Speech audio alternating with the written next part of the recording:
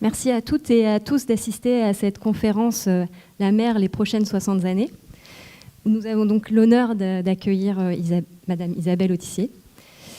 Alors j'ai une première question. En tant que navigatrice, vous avez parcouru tout autour du globe au cours de vos voyages, expéditions. Comment avez-vous perçu nos océans ? Est-ce que vous avez déjà constaté des modifications majeures ? Aussi, vous avez la casquette de la présidence de WWF depuis 10 ans et vous devez aussi avoir tiré le constat de certains dérèglements globaux. Si vous pouvez nous en parler, s'il vous plaît. Déjà, bonsoir à toutes et bonsoir à tous. Alors, je vois que mon tour de chant a beaucoup de succès, donc je vous remercie. Mais je ne vais pas chanter, rassurez-vous. En tout cas, merci aux organisateurs et à l'université de nous accueillir tous et de nous donner aussi l'occasion d'un échange parce que je crois que ce qui a été dit juste avant est important. Je vais vous dire des choses, peut-être des choses que vous connaissez déjà d'ailleurs, parce que beaucoup d'entre vous sont des gens de la mer, mais ce qui est le plus important, ça va être qu'est-ce qu'on fait à partir de maintenant et comment on s'organise. Alors, pour répondre un peu plus précisément à votre question, comment dire ça ? Il y a ce qu'on voit et il y a ce qu'on ne voit pas, bien sûr. Et d'ailleurs, si on voyait tout ce qu'on fait à la mer, je pense qu'on arrêterait tout de suite de le faire. Si on voyait, si on pouvait suivre sur le fond la trace d'un chalut qui passe, ça nous refroidirait un petit peu de manger du poisson. J'en veux pas particulièrement aux chalutiers, mais je veux dire que voilà. Si on voyait par exemple la couleur de l'eau changer en fonction de sa température, vous savez que, on le sait comme ça, que l'océan, depuis le début de l'époque industrielle, a pris pratiquement 1 degré, ce qui est considérable, absolument considérable. Et ça, quand vous naviguez sur la mer, vous ne le voyez pas. Et pourtant, c'est fait partie des dérèglements majeurs qui ont énormément de conséquences, puisque la modification de la température des océans, c'est bien sûr la modification des écosystèmes océaniques, puisque la quasi-totalité, à part les mammifères marins, mais tous les autres animaux marins, on va dire, sont dépendants directement de la température, hein, ils ne sont pas homéothermes, donc ils dépendent directement de la température. Donc évidemment, le fait que la température change, même si c'est de quelques dixièmes de degrés ou de quelques degrés, ça change beaucoup de choses. Et je pense par exemple en particulier au corail, où vous savez que le corail qui vit grâce à une algue symbiotique est extraordinairement sensible à la température et que un demi-degré seulement suffit à ce que cette algue symbiotique quitte le corail et à ce que le corail meure. Or, évidemment, on voit ce phénomène qu'on appelle le blanchissement des coraux se reproduire de plus en plus au fur et à mesure que l'océan se réchauffe. Et quand on a fait les projections avec ce que le GIEC nous donne comme information et qu'on le projette sur le corail, on voit que si l'océan est à plus 1,5 degré, donc je vous rappelle, on a déjà 1 degré, c'est déjà fait. Hein. Donc 1,5 degré en plus, 80% du corail meurt. 1 degré en plus, c'est-à-dire arriver au fatidique 2 degrés dont le GIEC nous parle beaucoup, c'est pratiquement 100% du corail qui meurt. Or le corail, c'est la diversité océanique la plus extraordinaire. Dans les formations coralliennes vivent des centaines, des milliers d'espèces qui évidemment forment un écosystème, mais qui aussi nourrissent une grande partie de l'humanité, puisque aujourd'hui presque 2 milliards d'individus tirent leurs protéines du poisson, du corail. Donc vous voyez que simplement une petite variation qui ne se voit pas à l'œil. Ce que vous voyez à l'œil quand vous naviguez dans les eaux chaudes, ce qui n'est pas mon cas, c'est un peu trop chaud pour moi, mais enfin ça m'est arrivé d'y aller quand même. Vous voyez les patates de corail qui ont blanchi, ça c'est quelque chose qu'on voit et qu'on peut suivre et que les scientifiques suivent évidemment. Alors quand ça blanchit pas trop longtemps, des fois l'algue va revenir, mais quand ça blanchit trop longtemps, quand l'algue est partie depuis trop longtemps, c'est définitif. Donc ça c'est des choses qui se voient. Mais par contre la température ça se voit pas. La température elle a d'autres conséquences, pareil qui se voient pas forcément, c'est qu'aujourd'hui les baleines dans l'Atlantique Nord par exemple, en 25 ans, elles ont fait 1 degré vers le nord. Leur occurrence, la possibilité de les rencontrer, a monté d'1 degré vers le nord. Alors, c'est pas forcément très grave, ça. Pourquoi elles ont monté ? Parce que le plancton est monté, parce que le plancton dépend directement pour sa survie de la température. Donc le plancton a suivi en quelque sorte la température et les baleines ont suivi le plancton. Ça, c'est pas forcément très grave. J'étais au Spitzberg cette année. Pour la première fois, on a vu des macros au Spitzberg. Alors les macros, avant, c'était un truc vraiment d'ici, du golfe de Gascogne. Après, il y en a eu en Manche. Après, ils sont quand même bien montés en mer du Nord. Maintenant, on en pêche énormément au nord de la Norvège. Et puis maintenant, ça y est, ils sont arrivés au Spitzberg aussi pour suivre leur écosystème. Donc ça non plus, c'est pas forcément très grave en soi. Par contre, il y a des espèces qui vont pas pouvoir monter parce que l'environnement va pas leur convenir. Je pense en particulier, par exemple, à tous les poissons qui ont absolument besoin de vivre dans des fonds marins, donc proches du fond, mais dans des conditions qui ne sont pas celles des grands fonds. Donc je pense en particulier à la morue, par exemple. La morue, toute la morue qu'on trouve aujourd'hui en très grande quantité du côté de la Norvège et de la Russie, elle va avoir tendance à monter vers le nord, elle aussi, mais à un moment donné, elle ne pourra pas aller plus loin parce qu'après, on tombe dans les grandes profondeurs. Donc là, on va avoir un problème. Parce que ces animaux, ils vont pas pouvoir, ils vont avoir une barrière écologique qui va faire qu'ils vont pas pouvoir s'adapter au changement climatique. Ça, c'est des... Voilà.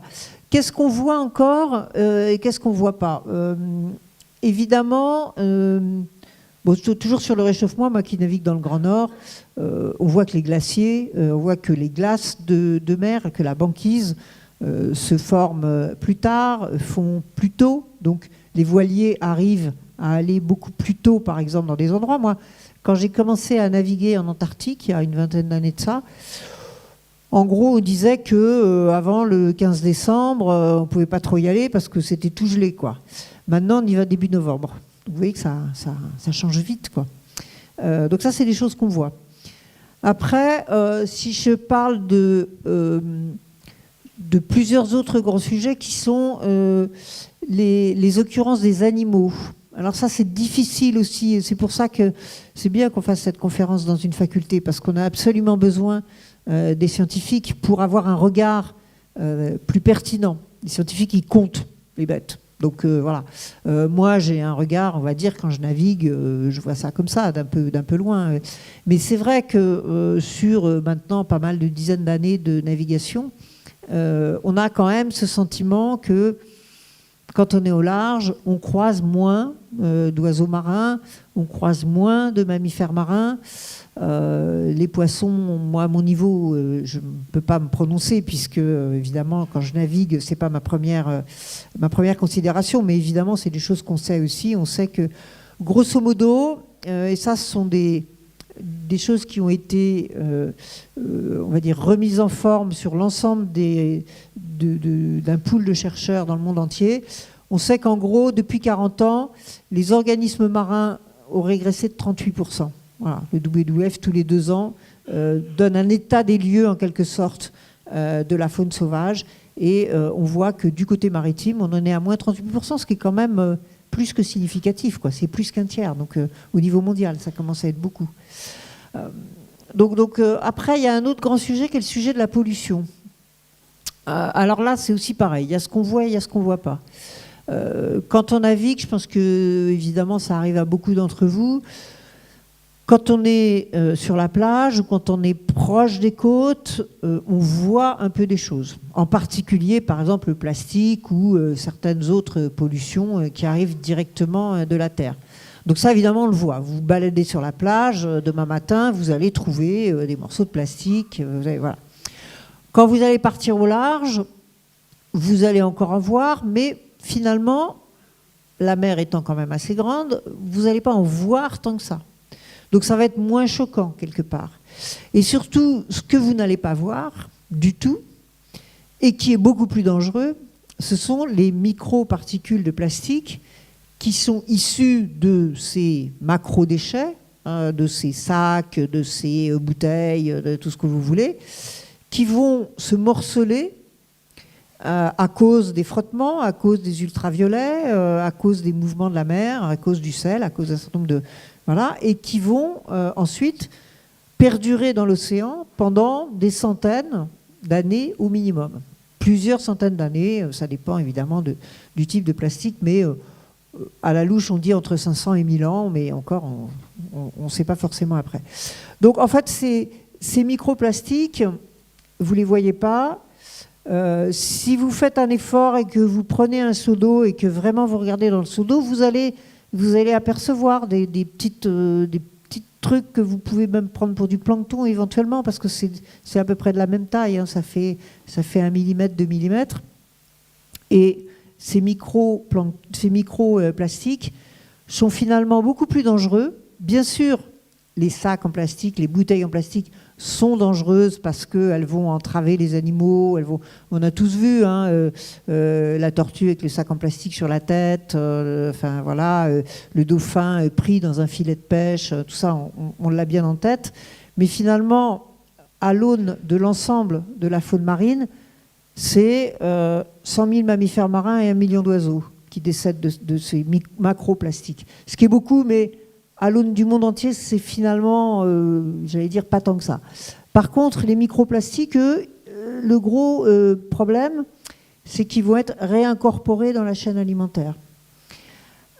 Et en particulier parce qu'un microplastique, ça a la capacité d'absorber, d'une part, les polluants qui sont dans l'eau, et d'autre part, parce que c'est un peu la même chose au fond, en tout cas du point de vue du microplastique, si je puis dire, vont absorber également tout ce qui font les odeurs marines.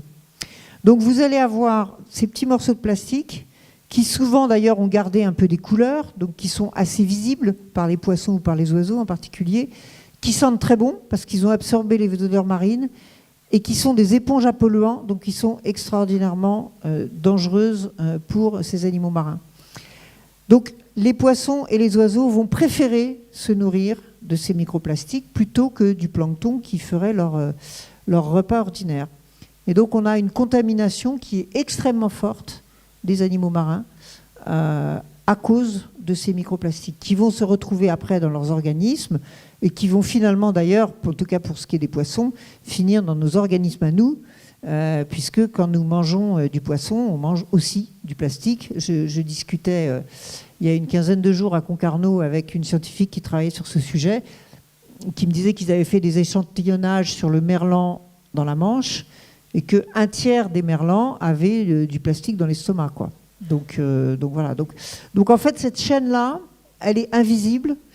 Et ce plastique, il est partout. Il est à la surface des eaux, il est dans les grandes fosses océaniques, il est au Spitzberg, il est en Antarctique, il est partout. Il a contaminé au fond maintenant l'ensemble du système océanique. Je pense qu'on pourra parler après de ce qu'on peut faire pour que ça change. Il y a d'autres pollutions. Alors il y en a qui sont assez visibles et je pense qu'en Bretagne vous les connaissez bien. Sont les pollutions aux algues vertes. Alors c'est évidemment pas la faute des algues vertes qui ne font que leur boulot, si je puis dire, d'algues, c'est-à-dire qu'elles sont suralimentées en résidus agricoles, en particulier en nitrates, qui vont leur permettre d'avoir une croissance exceptionnelle. Mais évidemment, elles vont coloniser les milieux, en particulier ici les milieux côtiers. Et puis quand elles vont mourir, ce qui est normal pour une algue verte, leur décomposition va absorber l'oxygène et relâcher de l'hydrogène sulfuré, donc va être un poison en quelque sorte, à la fois pour la faune qui reste, mais aussi absorber l'oxygène, donc participer à la formation de zones mortes. Donc tout ça, c'est... Voilà, j'ai peut-être été un peu long pour répondre à la question, mais... et c'est pour ça qu'il faut écouter les scientifiques. C'est parce qu'il y a ce qu'on voit et il y a ce qu'on ne voit pas, mais eux, ils le mesurent. Ils le mesurent tous les jours, ils le mesurent tous les ans, et donc ils peuvent vraiment nous donner les bons indicateurs en quelque sorte, en dehors du côté parfois un peu émotionnel, qu'il est bien d'avoir, parce que je trouve que c'est bien d'être ému par des petits oiseaux de mer qui meurent parce qu'ils sont pleins de plastique. Voilà, il faut qu'on soit ému par ça, mais au-delà de ça, il y a la mécanique en quelque sorte pour en arriver là. Justement, ça dépeint un tableau de scénario catastrophe et provoque la collapsologie, ce qu'on appelle la collapsologie, et qui font peur, en fait. Ça rend anxieux beaucoup de citoyens. Est-ce que, d'après vous, on a raison de craindre ces scénarios qui sont en marche ou à venir si on ne fait rien ? Alors oui, on a raison. Il ne faut pas en rester là, mais on a absolument raison de s'inquiéter gravement parce que, de fait, les scénarios à différents niveaux, que ce soit sur le climat, que ce soit sur la biodiversité, que ce soit sur les pollutions, sont des scénarios qui ne mettent, à mon sens, pas forcément en danger l'espèce humaine, mais qui vont nous amener à gérer des problèmes, j'allais dire quasiment ingérables, en tout cas, qui vont nous amener à des états de tension extrêmement fortes, à des états qui vont en fait nous faire du mal, quoi, hein. On va vers, si on ne fait rien, mais on va faire quelque chose. Si on ne fait rien, on va arriver à des sociétés de la pénurie, on va arriver à des sociétés du conflit, parce que quand il n'y a pas assez, on se tape dessus. On va arriver à des sociétés qui vont être obligées d'être en retrait par rapport à une certaine qualité de vie, etc. Donc ça, c'est ce qu'on ne veut pas. Mais de fait, aujourd'hui, les grandes tendances mondiales, on va dire, ne sont pas au beau fixe. Vous savez, par exemple, que sur le climat, on avait tous beaucoup d'espoir au moment de la signature de l'accord de Paris, mais on n'y arrive même pas. Et pourtant, je vous rappelle que l'accord de Paris, c'était même pas les 2 degrés, c'était un horizon de 3 ou 4 degrés, les engagements qu'avaient pris les États. Mais enfin, on avait dit, c'est un début, et puis après, on va essayer de faire mieux, et puis voilà. Alors, on n'arrive même pas à tenir ça, quoi. Donc on voit bien qu'on est aujourd'hui sur des questions fondamentales sur lesquelles on a beaucoup de mal à s'engager. Je pense qu'on pourra revenir sur les raisons, mais voilà. Donc aujourd'hui, biodiversité, encore une fois au WWF, sur l'ensemble des vertébrés sauvages, on est à moins 60% en 40 ans. Donc là, tout le monde sait que dans les pays européens, les insectes, c'est moins 80%, que les oiseaux terrestres, c'est moins 30% en moyenne. Enfin voilà. Donc on a vraiment... oui, on a des raisons de s'inquiéter. Voilà, de s'inquiéter gravement. Mais tant mieux, parce que des fois, l'inquiétude, ça nous pousse un peu à l'action. Mais je pense que il faut surtout pas en rester là, parce que d'abord, comment dire ça, tout ça n'est pas... c'est pas parce qu'il y a le passage de la comète.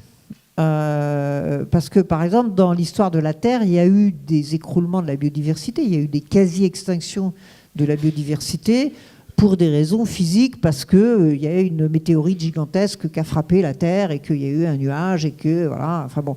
Donc là, on n'y peut pas grand-chose. Et bon, or, pour la première fois dans l'histoire de la planète, c'est une espèce qui met en danger les autres, et c'est une espèce qui est capable de réagir, qui a décidé d'un certain mode d'organisation collective qui a abouti à ça.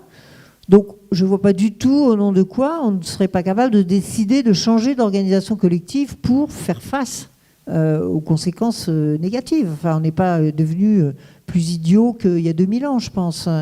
Donc voilà, je crois que c'est ça qui est important de se dire, c'est que à partir du moment où on a effectivement conscience des choses, et qu'on a beaucoup de solutions, et là aussi, je pense que peut-être que dans le débat, on y reviendra, il n'y a absolument aucune solution, aucune raison, pour que nous ne mettions pas ces solutions en œuvre. Donc voilà, mais oui, il faut pas s'arrêter au constat, il ne faut pas juste, avec le constat, se mettre à pleurer sur son canapé, parce que là, il ne va rien se passer, enfin, il va se passer ce qui est en train de se passer, mais au contraire, je pense que...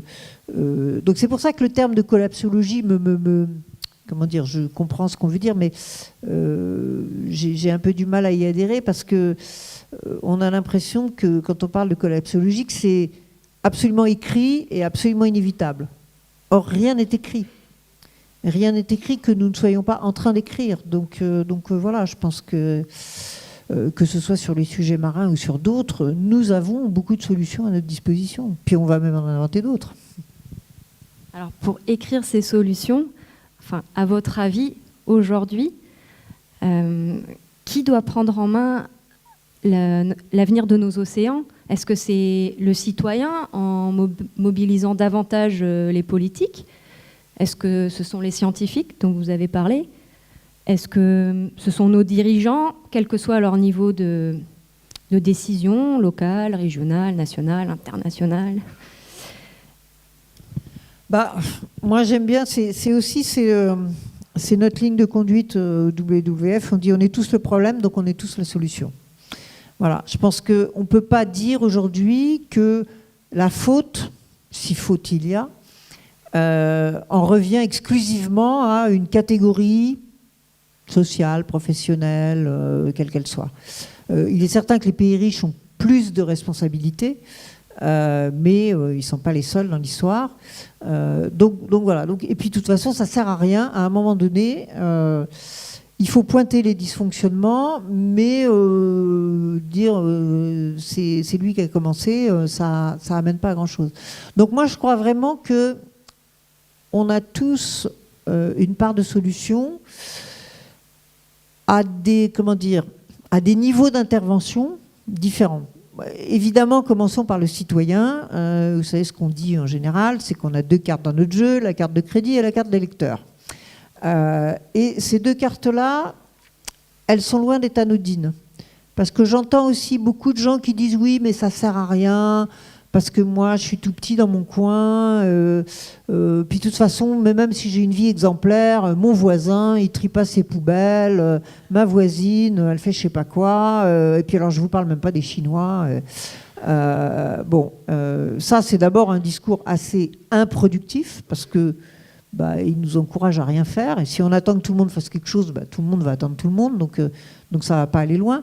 Et en plus, c'est sous-estimer énormément la force, et en particulier dans nos démocraties, mais même pas que. La force d'une action qui va engager des milliers, des centaines de milliers, voire des millions de citoyens. Et je vais prendre 2 petits exemples. Il ne vous a pas échappé depuis quelques années, pas très longtemps, que les grandes surfaces avaient des rayons bio maintenant. Puis ils ont même des rayons bio de plus en plus grands.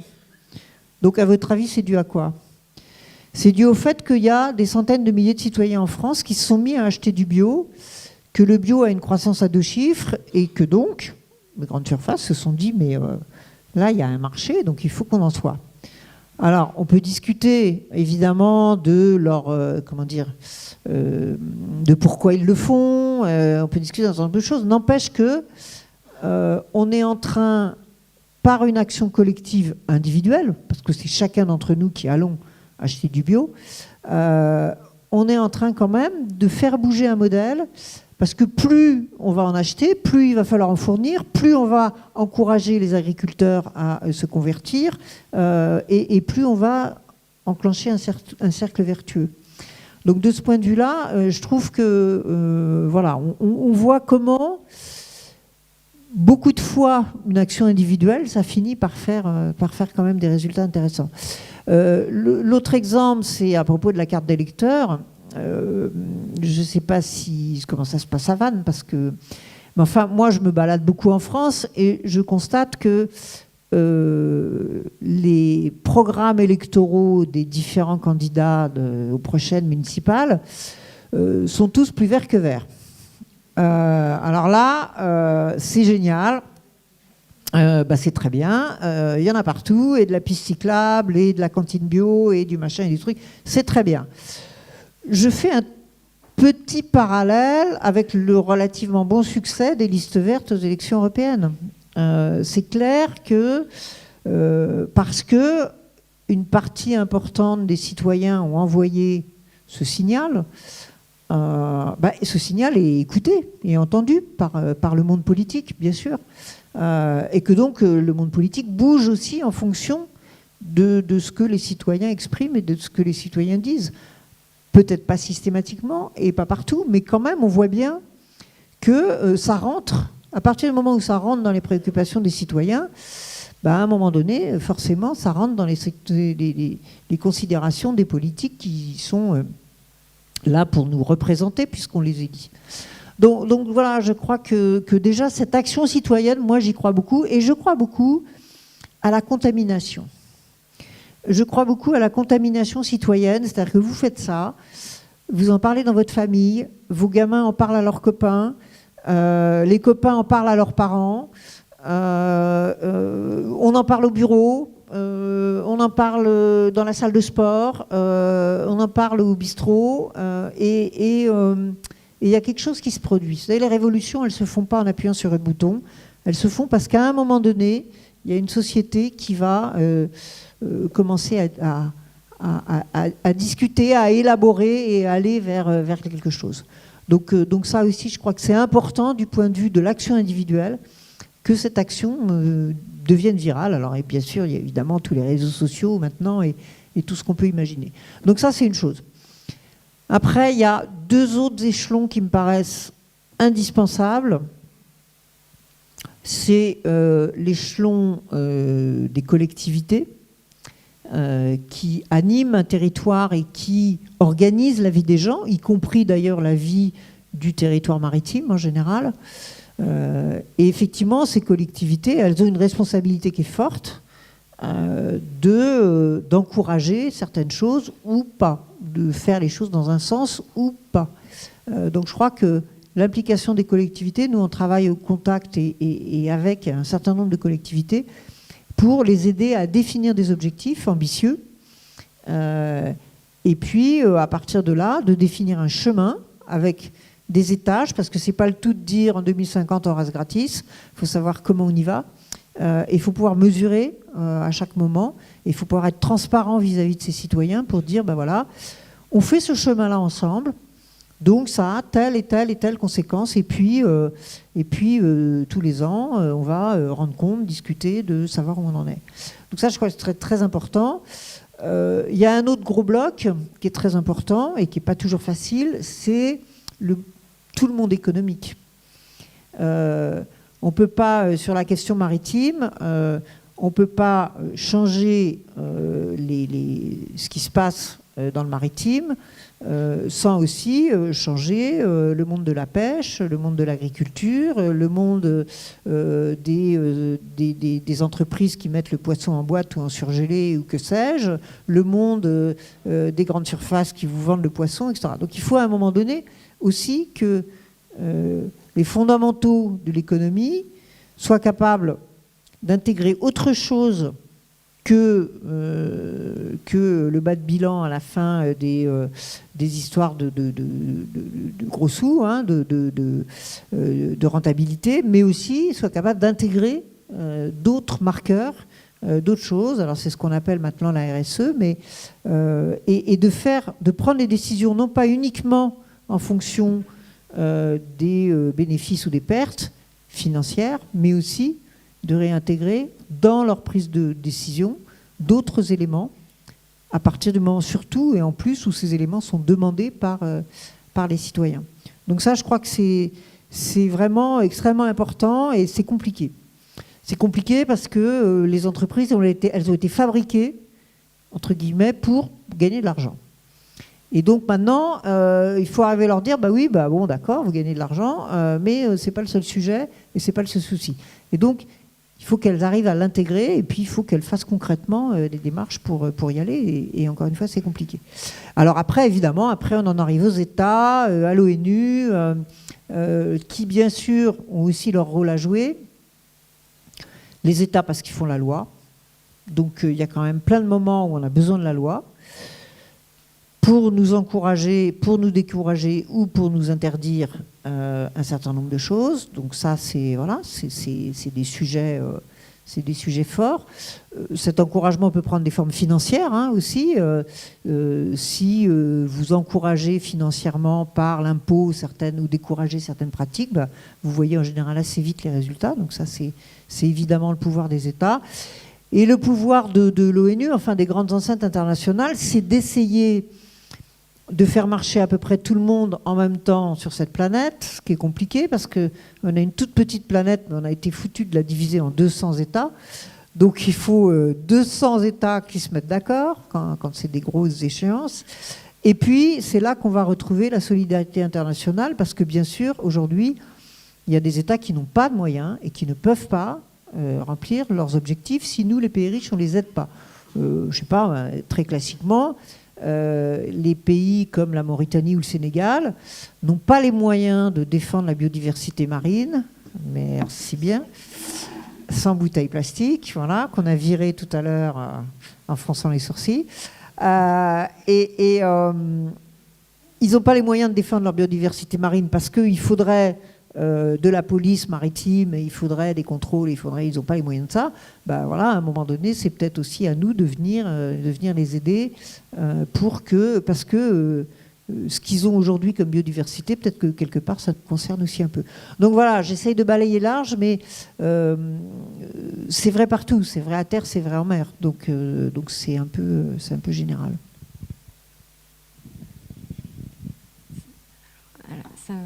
J'avais une question, mais... Allez-y. Vous avez déjà commencé en partie à y répondre, mais c'est... Eu égard à ces différents échelons, n'y a-t-il pas un problème de temporalité entre l'urgence qui est argumentée par les scientifiques et l'échelle temporelle d'un élu pendant son mandat ? Et puis, vous en avez parlé aussi des entreprises qui ont été créées pour gagner de l'argent. Comment y remédier avec cette urgence, face à cette urgence Ouais, ça c'est un gros problème. C'est un gros problème, c'est que le temps de la nature, c'est pas le temps de l'homme. Et qu'on a beaucoup de mal à intégrer des temporalités qui sont différentes de celles qu'on connaît... je veux dire, dans le quotidien de nos vies. Vous faisiez allusion aux temporalités électorales, c'est vrai qu'elles sont très courtes, de quelques années, mais voilà, on a aussi nos temporalités à nous de vie. Or, en général, ce qui concerne la nature, ça a des temporalités beaucoup plus longues. C'est un tout petit peu différent, je pense. Moi, je vois quand même deux temporalités assez différentes. La temporalité du climat, la question climatique, et celle de la biodiversité. Temporalité du climat, on sait que c'est une temporalité très longue finalement. Aujourd'hui, même si on arrêtait maintenant, immédiatement, de produire le moindre gaz à effet de serre, la température continuera à monter pendant quand même plusieurs centaines d'années parce que les gaz à effet de serre ils sont dans l'air, parce que les mécaniques sont en train de se produire, parce qu'il y a des boucles qui se produisent, qui sont des boucles qui sont pas bonnes pour nous, des boucles de réchauffement. Donc de toute façon, oui, on finirait quand même par avoir finalement quand même une température qui redescendrait, mais il faudrait plusieurs centaines d'années. Donc ça, c'est évidemment assez compliqué pour nous, parce qu'on se dit, je fais quelque chose maintenant, je vais peut-être pas voir tout de suite les résultats de mon action. Donc il faut quand même être, pour le coup, très persuasif, il faut vraiment écouter beaucoup les scientifiques, et puis il faut leur faire confiance, et il faut vraiment se persuader des choses pour se dire ça. Sur la nature, sur la biodiversité, c'est souvent assez différent parce que dans la plupart des cas, pour l'instant, on n'est pas sur des extinctions totales. Il y a des extinctions d'espèces provoquées par l'homme, mais finalement, sur l'ensemble des espèces, même des espèces qu'on connaît, ça reste quelques cas. Il y en a bien sûr, mais ça reste quelques cas. Ce qui se passe la plupart du temps, c'est qu'on a un écroulement des populations. Donc il va rester 5, 10, 15% d'une population, d'une espèce quelque part, mais il en reste un peu. Et pour peu qu'on fasse de la remédiation, pour peu qu'on redonne ses droits à la nature, souvent on va dans un laps de temps assez rapide. Alors évidemment tout dépend du temps par exemple de vie et de reproduction des espèces. C'est très rapide pour des moustiques, c'est beaucoup plus lent pour des éléphants, vous l'avez compris. Mais si on recrée ou si on protège les conditions de vie, les conditions d'alimentation, les conditions de reproduction d'une espèce, en général, on voit l'espèce revenir et on voit les milieux. Et là, pour le coup, ce qu'on fait sur le milieu marin est très démonstratif. La plupart du temps, même tout le temps, quand on définit une aire marine protégée, qu'on la fait vraiment respecter et que les règles de cette aire marine protégée sont suffisamment fortes pour vraiment protéger les milieux, et ben, au bout de 3, 4, 5 ans, on va déjà commencer à voir les milieux se reconstituer. Là, une biodiversité plus importante revenir, donc une interaction entre les espèces. On va voir la taille moyenne des poissons qui va grandir. On va voir, enfin, voilà, on va voir un certain nombre de signaux qui vont nous montrer que ça fonctionne et qu'effectivement, la vie, la nature, la biodiversité a repris pied et à recréer de la complexité, à recréer de la vie. Donc ça, c'est quand même une plutôt bonne nouvelle. Alors, évidemment, si on continue à trop détruire les milieux, à la fin des fins, on finit par ne plus avoir assez d'individus dans une espèce pour pouvoir garder une population, et là, on a une extinction. Donc, bien sûr, d'ailleurs, l'IPBES, l'équivalent du GIEC pour la biodiversité, nous a interpellés au mois de mai en nous disant, attention, il pourrait y avoir à terme presque 1 million d'espèces qui seraient à risque d'extinction.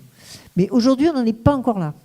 Il y a des extinctions, elles sont assez localisées, mais on n'est pas encore dans le scénario catastrophe totale, quoi. Donc il faut faire maintenant des choses, quoi.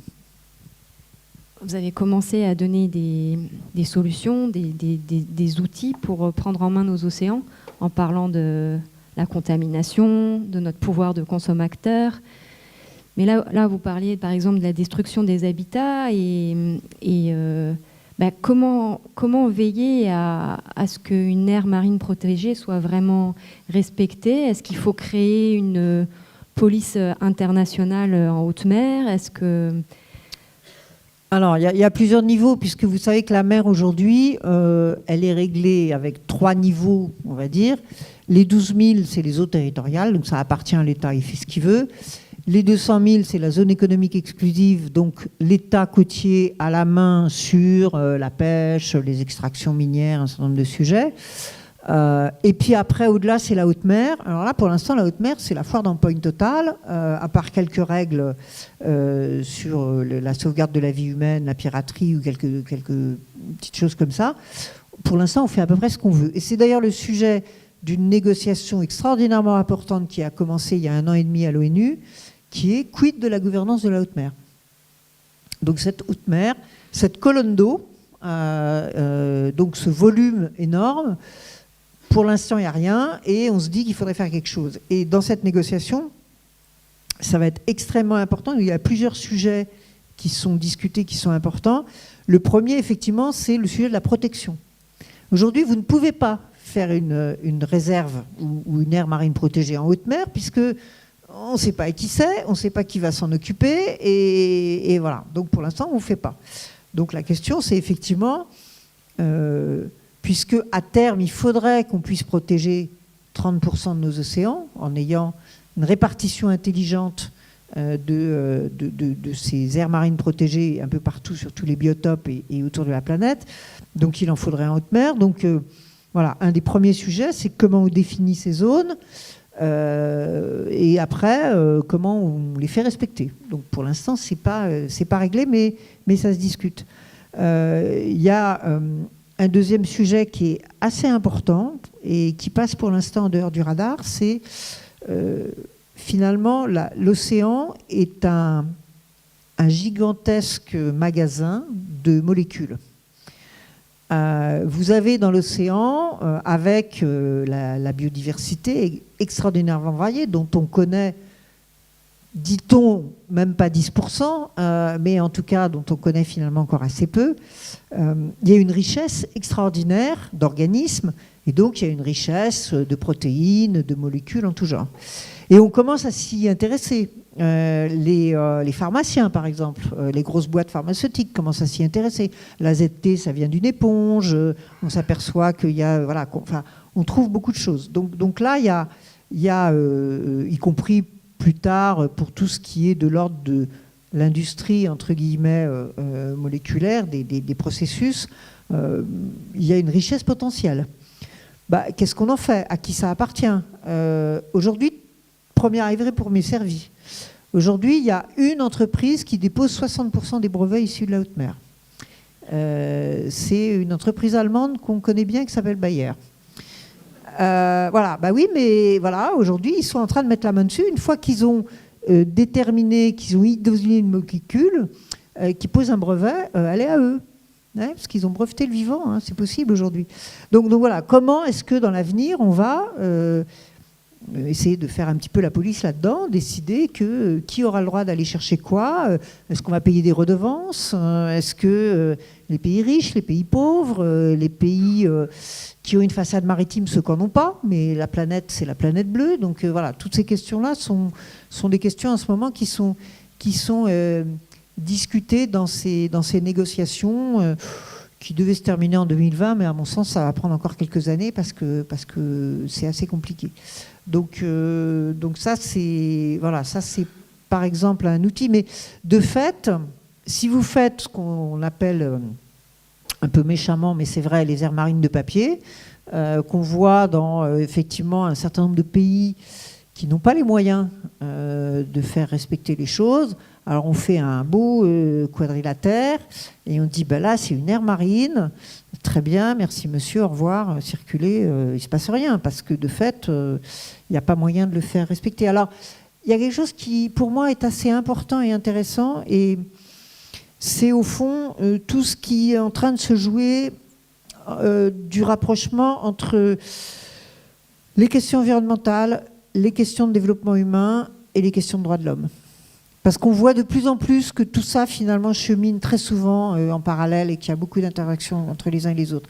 Et par exemple, sur la question des aires marines protégées, c'est évident que si vous êtes un émissaire gouvernemental qui arrive voir son bon peuple et qui lui dit maintenant là les gars, il y a une aire marine protégée, vous n'avez plus le droit d'y aller ou vous y allez dans certaines conditions, ça a assez peu de chances de marcher. Maintenant, s'il y a un travail avec les communautés locales et qu'on discute ensemble et qu'on dit on pourrait la faire là, mais ce serait peut-être mieux de la faire là, et puis les scientifiques ils nous disent que si on la fait là, il faudra la faire comme ça, et puis il faudrait faire une pointe par là parce que là il y a un écosystème, et qu'on discute et qu'on apprend ensemble de ce qu'est l'écosystème qui est devant soi, et qu'on arrive à se mettre d'accord sur quelque chose, et qu'on arrive à collectivement se dire que cette aire marine protégée, elle va amener quelque chose de positif à la vie des gens dans les villages, à la vie des pêcheurs, à la vie des habitants, là on a tout gagné parce que c'est les gens qui vont défendre le truc. Il n'y a plus besoin de police à la limite. Enfin, il y en a peut-être toujours un peu besoin, mais je veux dire, on le voit, il y a plein d'endroits où on le voit, où nous on a été très actifs par exemple en Guyane sur la question des tortues marines.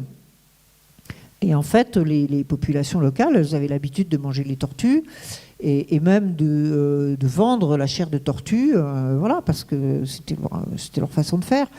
Donc si on arrive en leur disant, à partir de maintenant, mesdames, messieurs, vous n'avez plus le droit de toucher aux tortues, parce que c'est un bien commun de l'humanité, les gens ils vous regardent en vous disant, mais ça va pas, non et puis vous vous faites chasser à coups de fourche, quoi. Par contre, si on commence à parler avec eux, leur expliquer aussi d'abord exactement la vie des tortues, et puis surtout leur dire est-ce que par hasard on ne pourrait pas créer une petite case pour accueillir des touristes qui viendraient observer, et que si on crée la case, ça va faire du boulot parce que il va falloir s'occuper un peu des gens, les emmener le soir voir les tortues, leur faire à bouffer, discuter avec eux, etc. Et puis que ça va faire du boulot. Au bout d'un moment, la tortue vivante rapporte beaucoup plus que la tortue morte. Et là, on a gagné. Et là, vous avez des gens qui vont dans les villages spontanément, parce qu'aussi, ils ont ce rapport avec la vie, qu'ils n'ont pas... Leur truc, c'est pas de tuer la tortue, ils la tuent parce qu'à un moment donné, ils voulaient la bouffer. Mais voilà, on va recréer ce lien, et à partir de là, on aura vraiment progressé. Donc je pense que ça, c'est vraiment des questions qu'il faut maintenant impérativement se poser. C'est l'acceptation locale, en fait. Ça me fait penser aux aires marines éducatives. C'est un autre outil qui est précieux pour cette acceptation, c'est l'éducation. Vous connaissez peut-être ce système d'aires marines éducatives qui nous vient de Polynésie. C'est un institut polynésien qui a eu cette idée. En fait, ça consiste à proposer à une classe de se dévouer à un petit endroit de son littoral. Ça va être une plage, ça va être une falaise, ça va être, je sais pas quoi, un marais littoral ou un truc. Et c'est leur endroit à eux.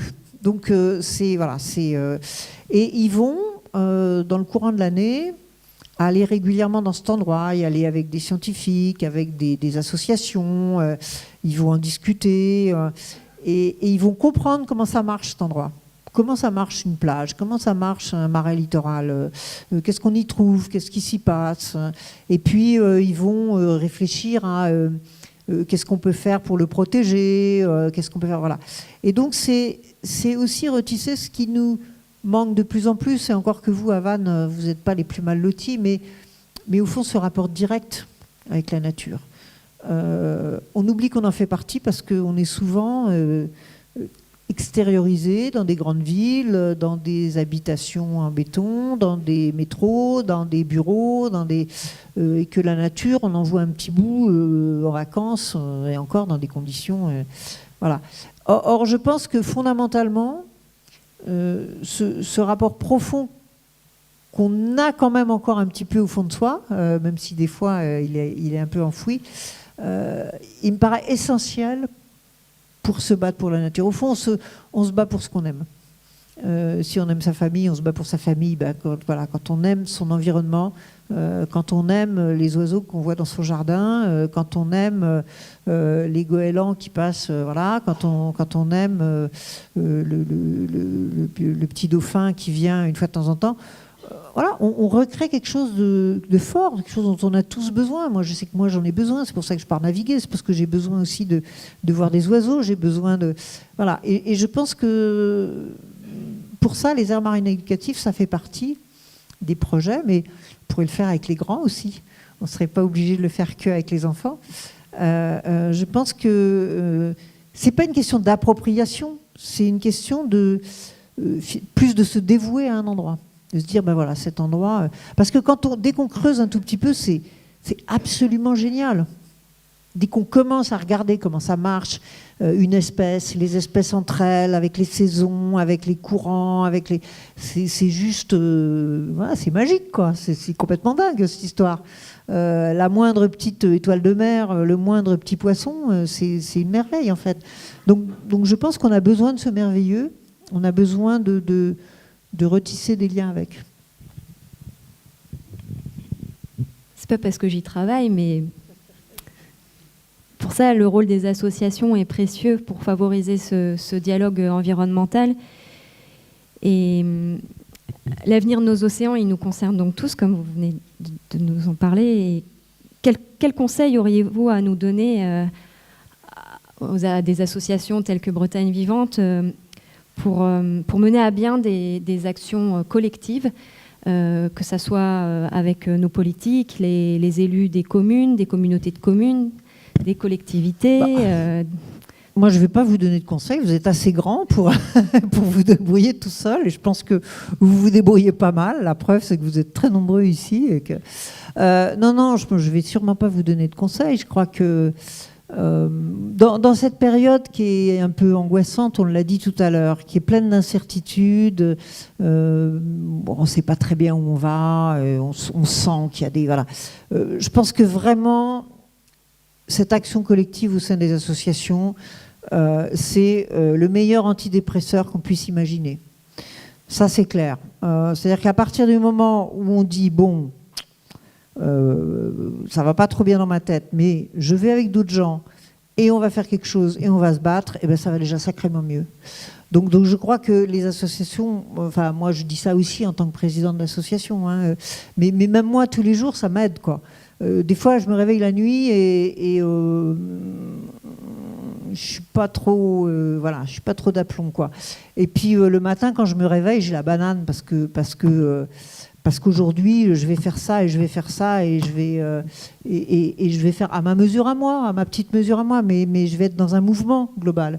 Parce que, évidemment, moi toute seule, non, mais moi, avec l'organisation que je préside aujourd'hui, mais avec d'autres associations, voilà, on existe, on pousse, on a des victoires, pas toujours, mais voilà. Et rien que ça, ce rassemblement collectif, cette puissance collective, moi je trouve que c'est un bonheur, quoi. Ça ça fait du bien, ça fait du bien, ça fait du bien d'être 500 dans la salle aujourd'hui.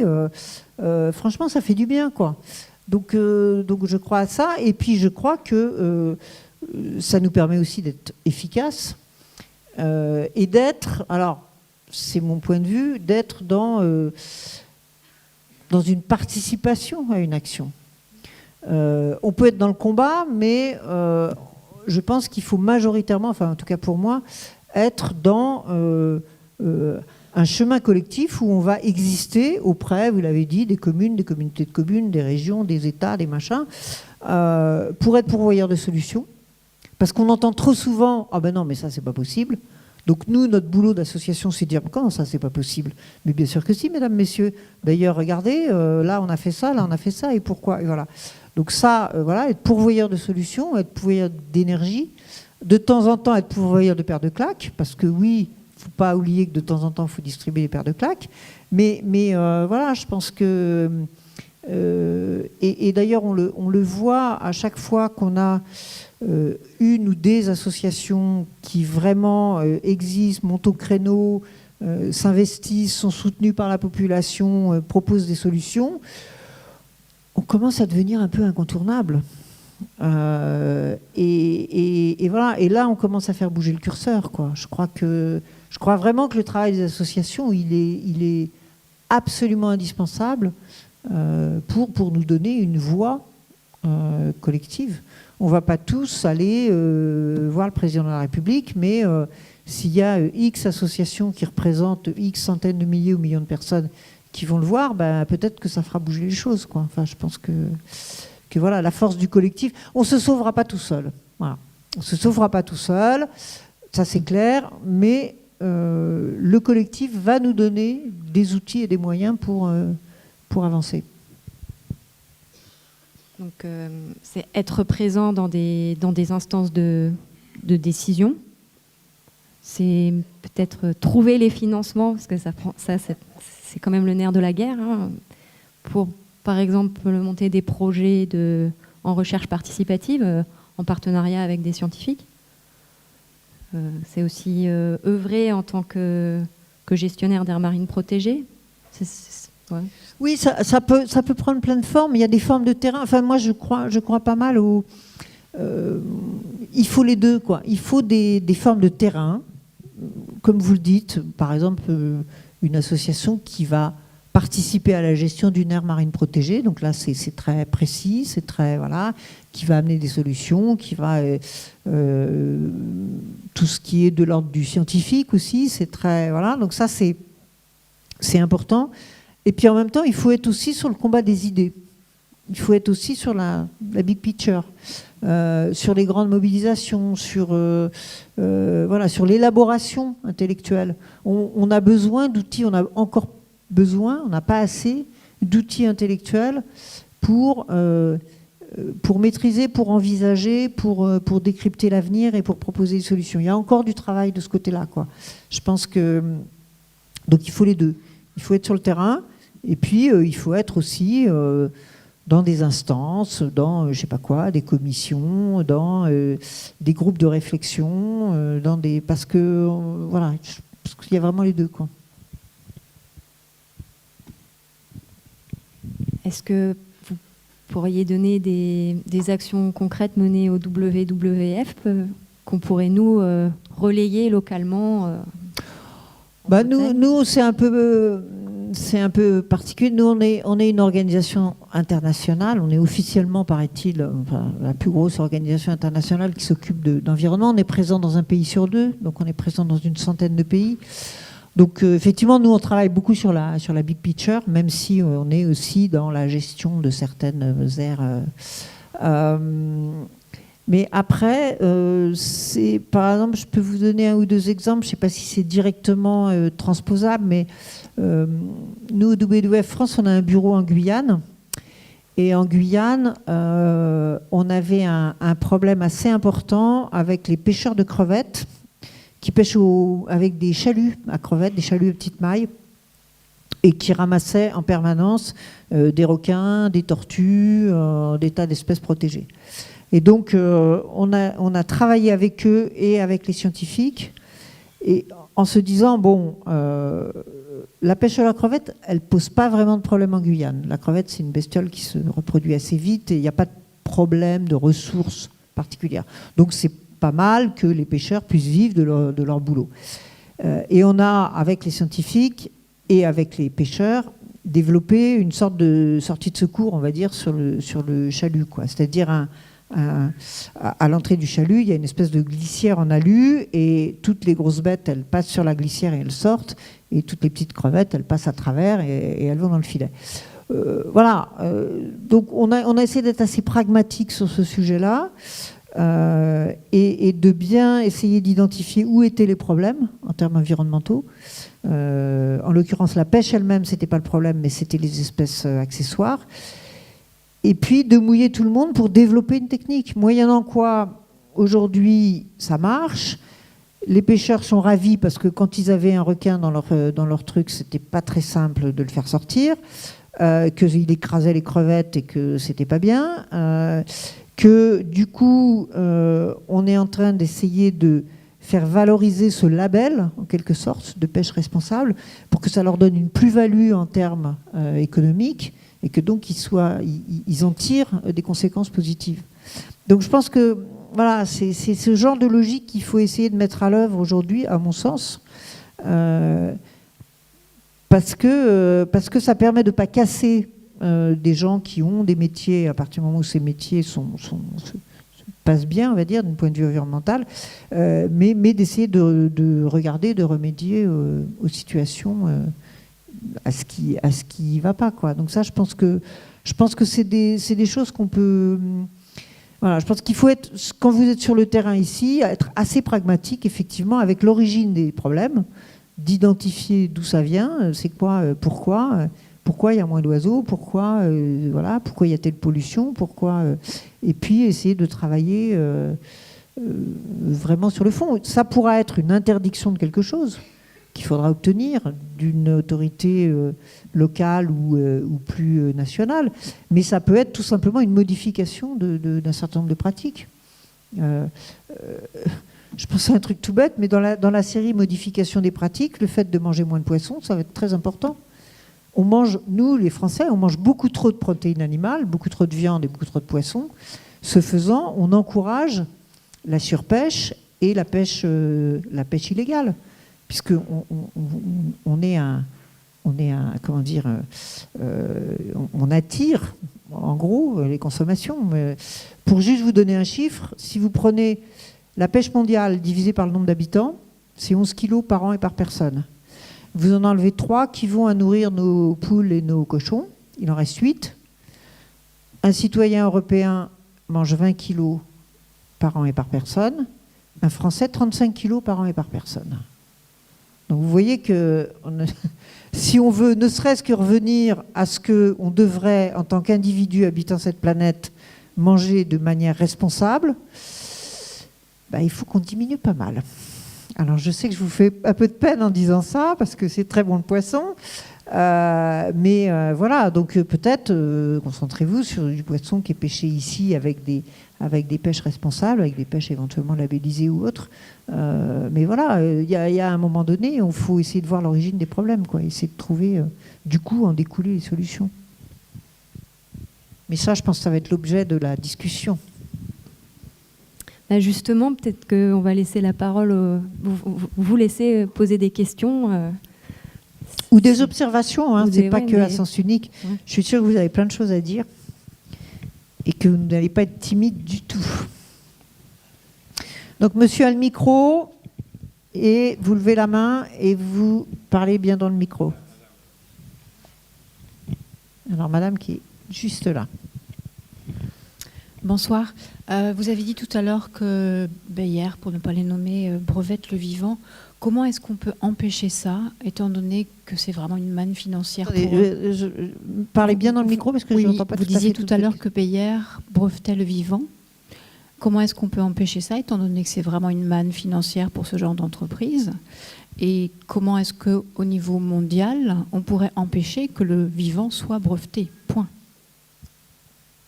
C'est toute la question du modèle économique en fait que vous posez quoi à travers votre question. Alors évidemment, aujourd'hui, c'est clair que le modèle capitaliste qu'on connaît n'est pas un modèle qui est fait pour être durable.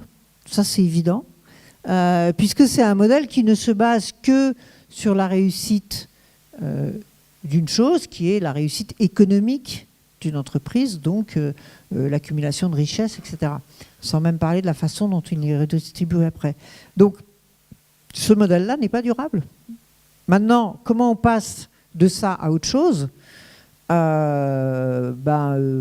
Aujourd'hui, c'est tout le sujet de la transition écologique. C'est pour ça que Nicolas Hulot avait tout à fait raison d'appeler son ministère de la transition écologique et solidaire. Donc tous les mots comptent et je pense qu'il avait bien raison. Parce que c'est ça la question. Hier, je faisais une conférence à Lille et j'étais avec les gens de chez Decathlon. Voilà, donc les gens de chez Decathlon, en plus, les gens, ils sont en général assez sportifs, assez près de la nature, tout ce qu'on veut. Donc ils essayent, ils disent, voilà, on voit bien qu'il y a un problème.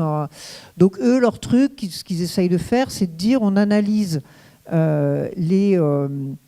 on remonte la chaîne de chacun de nos produits, hein, on remonte la chaîne des fournisseurs, on regarde un peu l'empreinte carbone, l'empreinte eau, l'empreinte machin, et puis on va mettre des pastilles de couleurs sur nos produits, des verts, des oranges, des rouges, je crois que c'est ça, enfin je ne sais plus très bien, mais enfin bon voilà, pour essayer d'encourager les consommateurs à plutôt aller prendre tel ou tel truc, voilà. Bon, c'est une forme de réponse. Évidemment, ça ne remet pas en cause. Juste après, moi j'ai fait mon speech et puis juste après il y avait une autre intervention de quelqu'un qui disait voilà, pour la croissance de l'entreprise, il faut faire ci, il faut faire ça. Donc évidemment, on a un peu l'impression que c'est schizophrène, quoi. Et je pense que les gens qui sont dans cette boîte, oui, ils savent pas bien sur quel pied danser. Ils voient bien que je dis c'était Decathlon parce que c'était un hasard que c'était eux, mais je pense que c'est tout le monde pareil, parce qu'il y a beaucoup d'entre vous qui bossez dans des entreprises, donc vous avez bien ce sujet aussi. Donc la question, c'est comment on change le modèle. Alors il y a une façon radicale, c'est la révolution. Donc ça a marché plus ou moins bien dans l'histoire, mais ça fait quand même pas mal de dégâts. Et puis, il y a une façon plus, entre guillemets, réformiste de se dire peut-être qu'on peut essayer d'y aller ou progressivement, ou de faire des changements. C'est par exemple aujourd'hui tout ce qui est l'émergence de l'économie sociale et solidaire, et comment est-ce que progressivement cette économie sociale et solidaire peut acquérir une force et une importance dans notre modèle de vie global, économique, mais pas que. Parce que dans l'économie sociale et solidaire, justement, les décisions des entreprises ne sont pas faites uniquement en fonction des bilans économiques, mais aussi en fonction d'autres considérations. Donc voilà, donc c'est un peu les deux voies potentielles, on va dire. Mais le sujet qui est un peu embêtant, c'est qu'on n'a pas énormément de temps devant nous maintenant. Ça fait 40 ans qu'on rabâche le truc, et si on avait commencé à 40 ans, ça irait mieux. Là, il faut qu'on accélère un peu les choses, et de fait, et honnêtement, moi, j'ai pas d'autre solution que d'essayer de se dire poussons pour que ça change le plus vite possible. Et en même temps, je me dis, il y a plein de choses dans nos vies qui ont changé très vite. Et on l'oublie. Il y a pas mal de gens qui ont mon âge ici. Quand même, la vie qu'on avait dans les années 90, dans les années 70, était quand même carrément différente, quoi. Donc on a quand même changé plein de choses dans nos vies rapidement. Donc c'est peut-être pas complètement utopique de dire que on peut quand même, mais sauf que faut s'y mettre, quoi.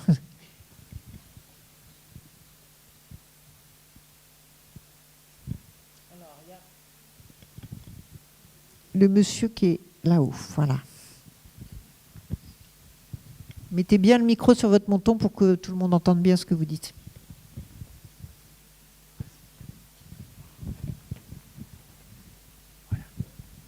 Alors bonsoir. Vous en avez un peu parlé tout à l'heure, mais pour faire avancer les choses dans le bon sens pour le milieu scientifique, est-ce que vous ne pensez pas que le but serait de modifier la façon dont on fait des sciences, notamment en passant moins de temps à faire des rapports illisibles du grand public, qui sont assez Vous êtes chronophages. scientifique, monsieur? Oui, mais plutôt en favorisant la pédagogie, de transmettre sa passion du vivant, ou de, par exemple, augmenter les projets de sciences participatives, par exemple. Ouais, je pense que vous avez assez raison. Il se trouve que j'ai une autre casquette au Conseil économique, social et environnemental, et on a fait, vous pouvez le télécharger, on a fait un avis sur les relations entre science et société. Et c'est un sujet très intéressant. D'abord, comment est-ce qu'on détermine les sujets de la science ? Qui détermine qu'on va chercher sur dans tel et tel domaine ou sur tel et tel problème ? En quoi est-ce que les interrogations de la société sont reprises par les scientifiques qui essayent d'y donner des réponses ?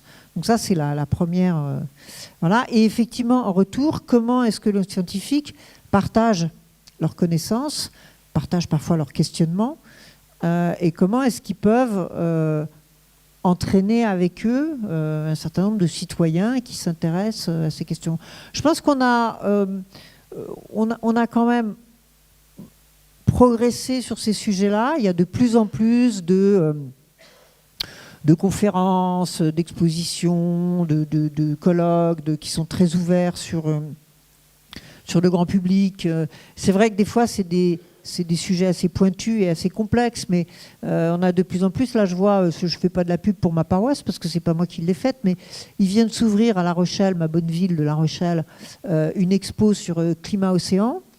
Mais il n'y a pas un seul panneau avec des super noms compliqués qu'on ne comprend pas. Ça commence par ce qu'ils appellent un cabinet de curiosité, qui est un délire d'artiste, qui reprend des choses scientifiques, mais qui le présente d'une manière artistique. Après, il y a des petits films, des trucs à manipuler. Voilà. Donc je pense qu'on a progressé quand même sur la vulgarisation. Il y a des émissions de radio, de télé, il y a des blogs extrêmement bien faits. Donc je pense que je crois que les scientifiques sont de plus en plus amenés à essayer de jouer ce jeu-là. Alors je sais que c'est difficile parce que souvent, pour vulgariser, il faut simplifier un message au début. Et c'est toujours difficile pour un scientifique de simplifier son message parce que lui, il sait que c'est compliqué. Et il voudrait parler tout de suite de la complexité, parce que c'est son sujet. Mais je pense que des fois, il faut quand même accepter de se donner des temps, mais de pouvoir dire les choses d'abord d'une manière peut-être qui paraît un peu simpliste, mais ouvrir des portes, ouvrir des compréhensions, et puis après on peut aller. Et vous avez raison, je pense que les sciences participatives, c'est assez passionnant, parce que là aussi, ça donne envie. Et qu'au début, ça peut être assez simple. Hein, vous allez photographier, vous allez noter quand vous avez vu un mammifère marin, quand vous êtes avec votre petit bateau à voile, vous allez noter. Voilà. C'est des choses assez simples, mais qui vont vous donner envie, au fond, de comprendre un peu mieux, d'en connaître plus. Mais ça me paraît essentiel, ce rapport entre sciences et société.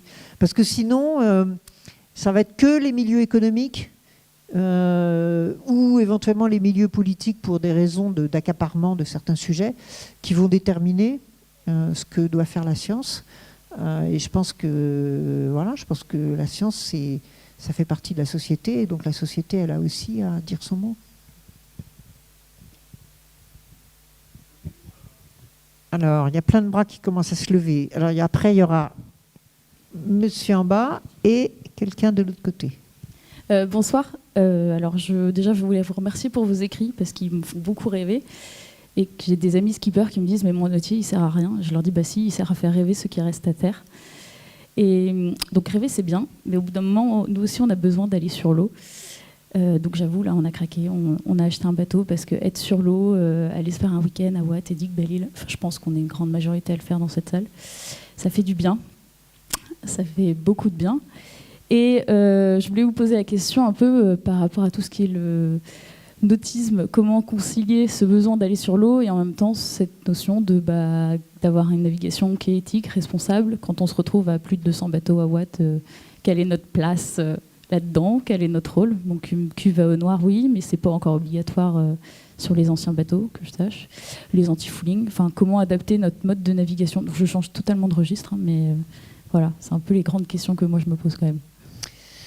Ouais, bah vous avez raison, hein. Aller sur l'eau, ça fait du bien, ne serait-ce que parce que ça calme un peu le jeu, quoi. Et puis donc on s'intéresse aux nuages, au vent et aux oiseaux qui passent, et que c'est quand même pas mal. Donc moi je crois que non seulement il faut l'interdire à personne, mais je pense qu'il faut même encourager les gens à partager ces bonheurs-là, parce que ça nous, voilà, ça encore une fois, ça nous aide dans la vie. Après, vous posez une question qui est compliquée aussi, c'est la question du nombre.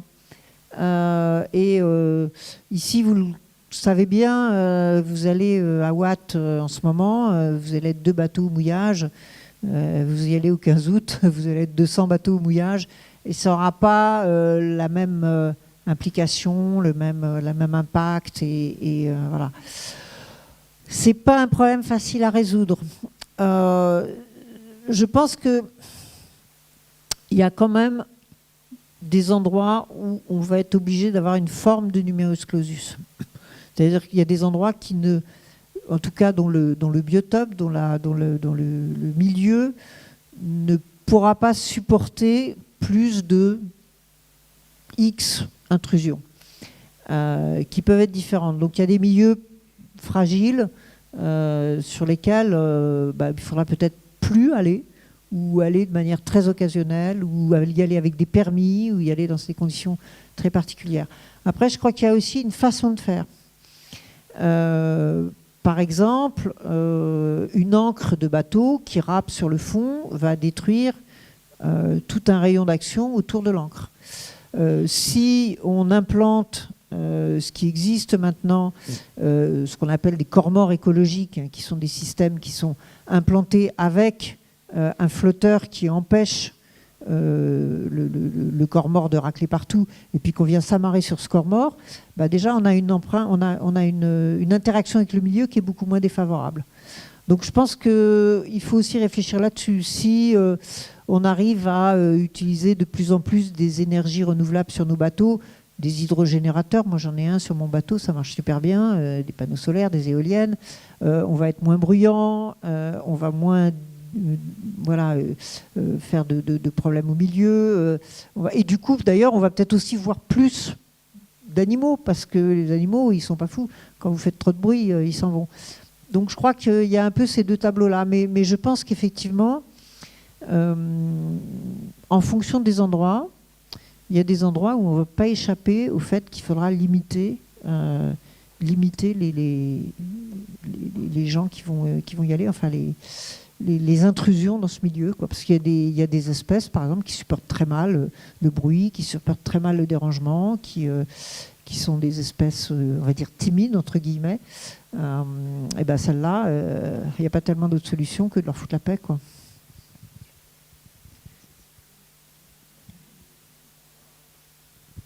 Alors, là-bas, il y a 2 questions de ce côté-là, et puis il y a une question aussi en bas. En petite foulée, c'est excellent pour la santé.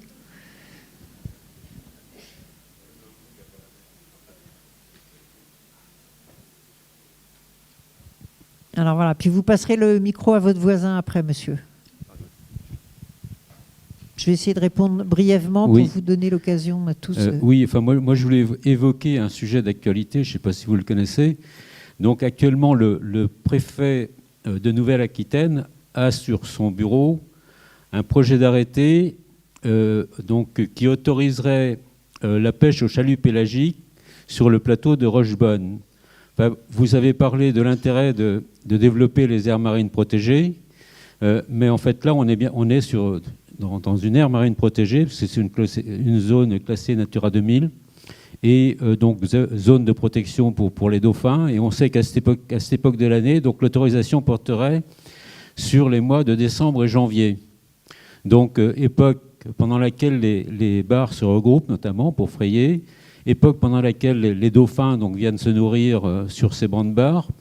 Donc les associations considèrent cette autorisation comme scandaleuse. Donc, c'est une autorisation qui est renouvelée depuis 20 ans, tous les 2 ans. Donc, il y a 2 ans, nous nous étions battus. L'arrêté avait quand même été signé.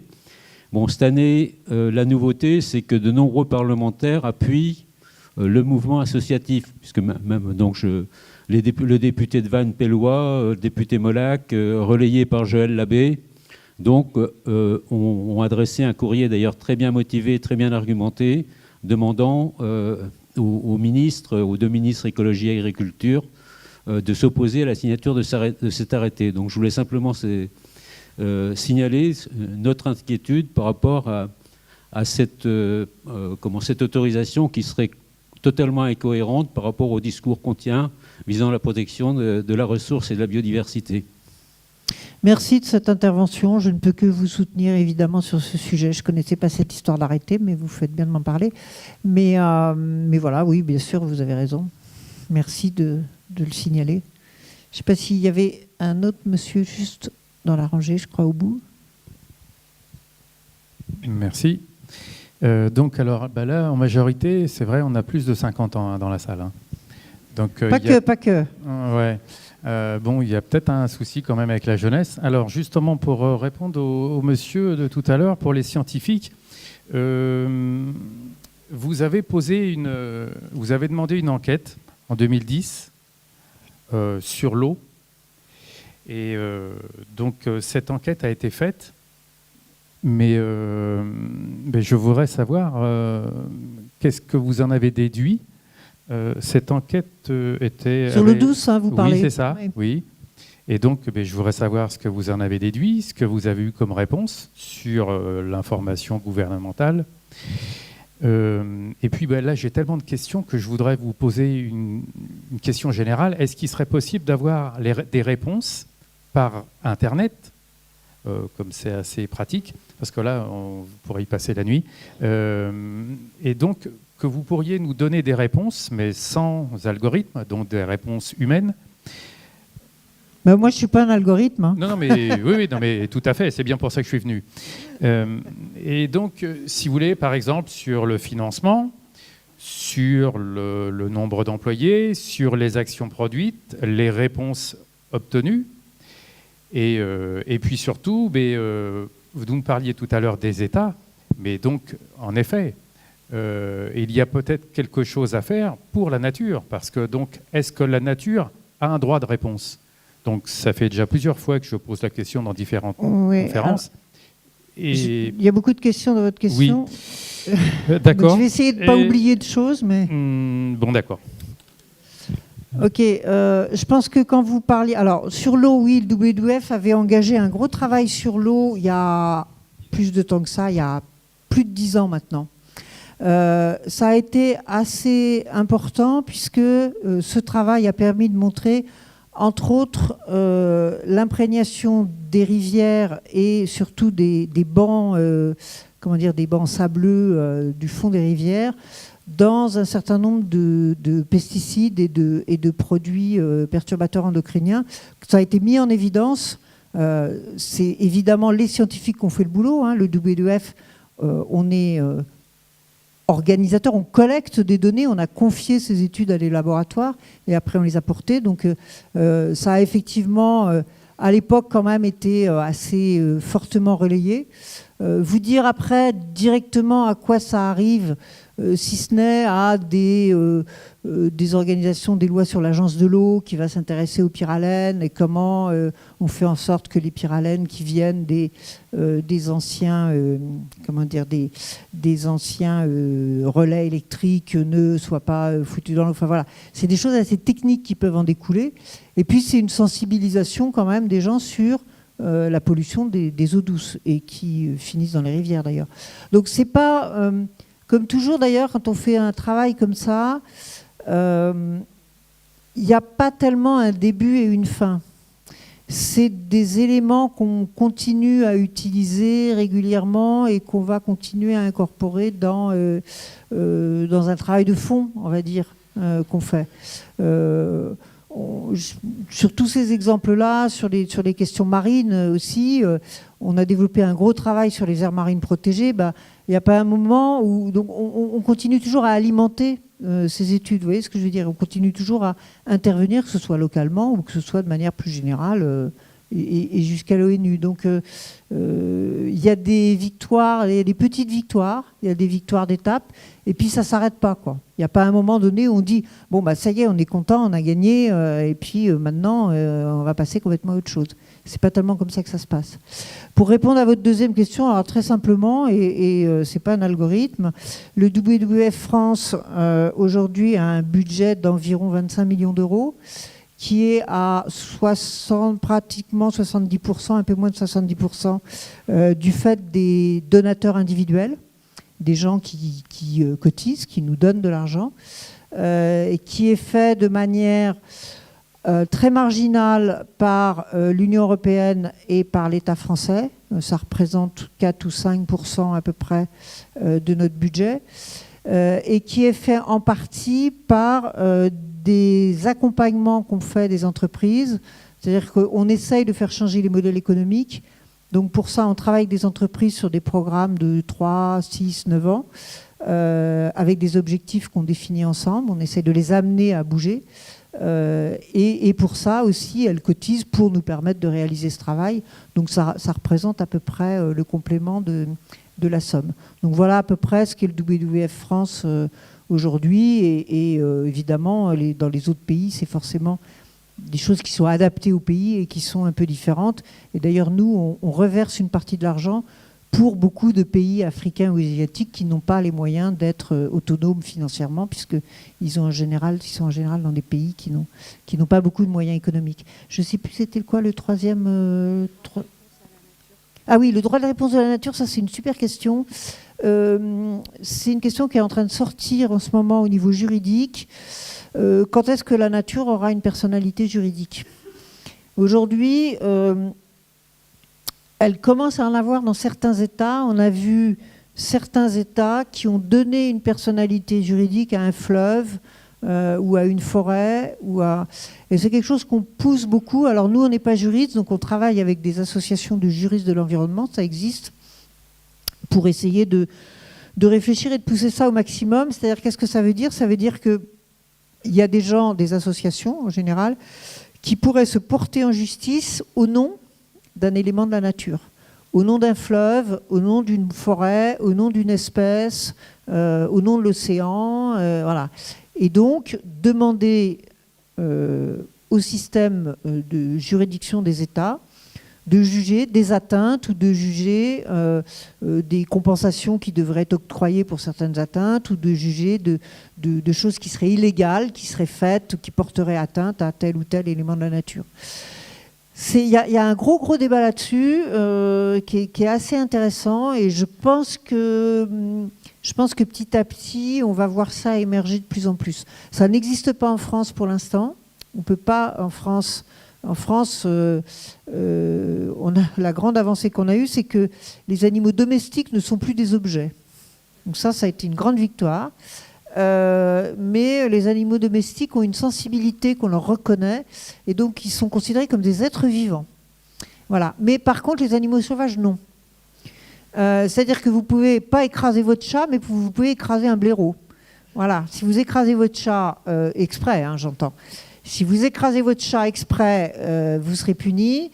Si vous écrasez un blaireau exprès, il n'y a aucun problème. Donc on a encore pas mal de progrès à faire en France sur ces sujets-là. Alors...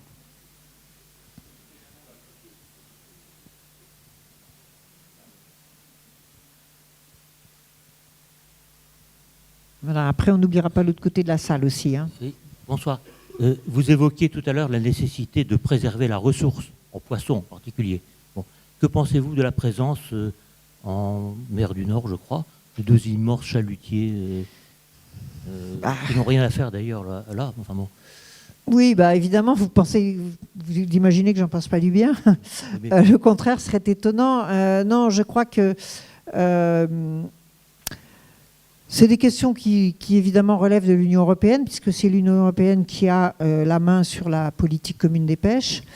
Il y a eu on a vécu plusieurs moments dans cette politique. On a vécu pas mal de dizaines d'années où on a fait n'importe quoi. On n'a absolument pas écouté les scientifiques. Et d'ailleurs, on est arrivé à des taux de surexploitation des espèces assez importantes.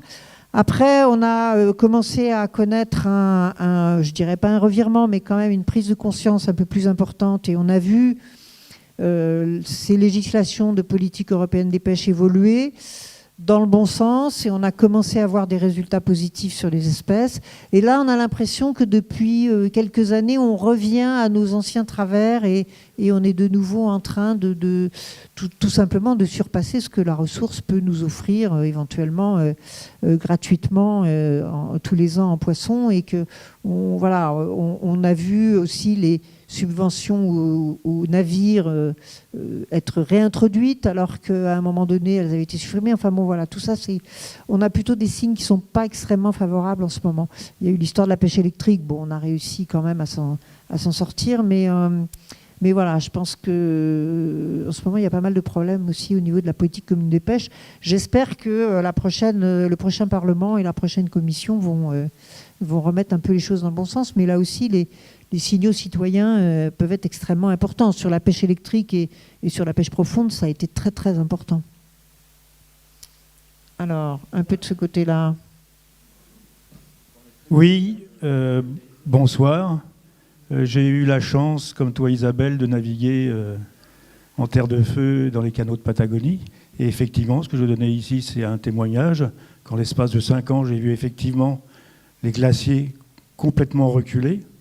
Et en plus, j'ai constaté une autre pollution du fin fond vers Puerto Montt, au nord des canaux, avec la surexploitation du saumon.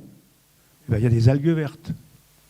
Et il n'y a presque plus de poissons aux alentours. C'est des grands chalutiers japonais qui pêchent pour les grands fonds pour nourrir les saumons et les élever.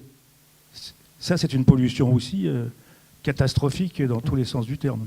Bien sûr, oui, j'en ai pas parlé parce que j'ai pas fait tout le tour de la question. Mais bien sûr, l'aquaculture ne va pas sauver la pêche. Moi, je préfère une pêche et des pêcheurs en bonne santé qui respectent les équilibres naturels et qui pêchent quand même, qu'un équilibre naturel dégradé avec des pêcheurs au chômage et puis de poissons dans les mers, et puis de la pêche, ce qu'on appelle la pêche minotière, la pêche pour la farine, pour aller nourrir des élevages qui, aujourd'hui, dans la quasi-totalité des cas, pas tout à fait tous, mais la quasi-totalité, sont des massacres écologiques, puisque on a des zones, souvent dans des baies, où ces concentrations de cages à poissons vont, à cause de la nourriture qui n'est pas consommée et à cause évidemment des fesses des animaux, vont se décomposer sur le fond et faire des zones mortes. Moi, j'ai eu l'occasion aussi de voir à Chiloé, au Chili, des endroits où maintenant on a 2 ou 3 mètres de vases mortes noires sous les cages et qui s'étendent petit à petit. Donc ça, c'est sans parler des antibiotiques qui sont utilisés n'importe comment. Tout ça fait du poisson de mauvaise qualité, qui n'a pas de goût, qui n'est pas bon pour notre consommation, qui est plein d'antibiotiques et qui détruit la nature. Donc il ne faut pas imaginer que tel que c'est pratiqué aujourd'hui, l'aquaculture va résoudre nos problèmes. Par contre, on peut réfléchir à certains types d'aquaculture, soit plus extensives, soit par exemple à des aquacultures qui vont, au lieu d'utiliser le poisson, utiliser des insectes. On commence à travailler là-dessus, et ça peut être une voie, mais là aussi, il ne faut pas que ce soit dans des cages où les animaux sont entassés, où ils se blessent, etc.